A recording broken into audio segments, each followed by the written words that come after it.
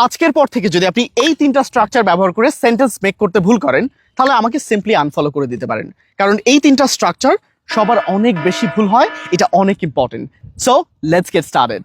ফার্স্টে আমাদের যে স্ট্রাকচারটা আছে আই হ্যাভ জাস্ট, অর্থাৎ আমরা মাঝে মাঝে বলি না যে আমি মাত্র এটা করলাম, আমি মাত্র এটা করলাম, মাত্র ওখানে গেলাম।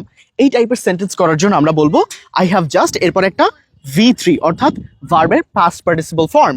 যেমন আমি মাত্র পৌঁছালাম, I have just arrived. আমি মাত্র খবরটা শুনলাম, I have just heard the news. আমি মাত্র এটা শেষ করলাম, I have just finished it. আমি মাত্র তোমার কলটা পেলাম, I have just received your call. আমরা যখন বলি যে আমি আগে এটা করে ফেলেছি বা আগে এটা দিয়ে ফেলেছি, এই ধরনের কথা বলার ক্ষেত্রে আমরা ব্যবহার করব I have already and তারপরে আমাদের V3টা থাকবে। এক্সাম্পল দিয়ে বুঝাই, আমি আগে এটা শেষ করেছি, I have already done it. আমি আগেই বিলটা দিয়ে দিয়েছি, I have already paid the bill.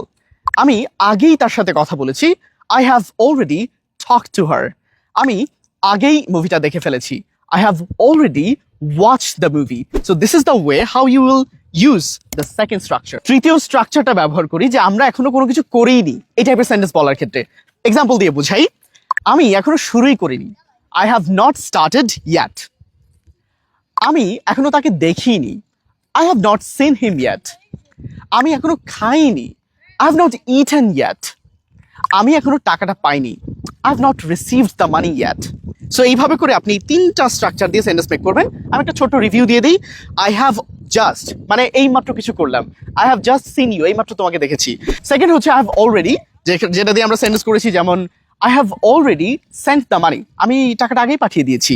And third one I have not yet, মানে এখনো করি নাই, I have not yet, I have not taken the shower yet, অর্থাৎ এখনো গোসলই করি নাই। ঠিক এগুলো দিয়ে আপনি প্রতিদিনের কথাগুলো বলতে পারেন, অ্যান্ড এইটা কিন্তু খুবই ইম্পর্টেন্ট। সো ভিডিওটা শেয়ার করে রাখেন, অ্যান্ড এই টাইপের ভিডিও পেতে অবশ্যই ফলো দিয়ে রাখতে পারেন ইংলিশ উইথ সজল।